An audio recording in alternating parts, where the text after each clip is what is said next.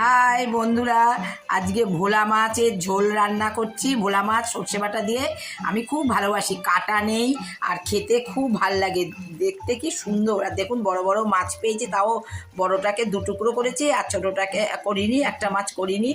কি ভালো লাগে মাছ।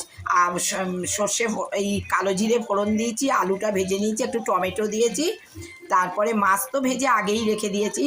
তারপর সর্ষে বাটাটা ছাঁকনি দিয়ে ছেঁকে দিই। সর্ষে বাটা খেতে ভয় করে, কিন্তু তাহলেও খাই।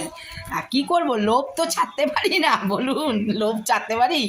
আর খেয়ে এসেছি আগাগোড়া, এখন কি আর খাওয়া বন্ধ করতে পারি বলুন না। তারপরে সেই মাছটাকে দেখুন কত সুন্দর, একদম গামাকা গামাকা ঝোল করব। নামাবার আগে একটু তেল, সর্ষার তেল দিয়ে দেবো, ডালের বড়ি দিয়েছি তার মধ্যে, ভীষণ ভীষণ ভালো হবে, এত ভালো হবে খেতে। আপনাদের খাওয়াতে পারলাম না, দুঃখ লাগে যে আপনাদেরকে খাওয়াতে পারছি না, দেখাচ্ছি।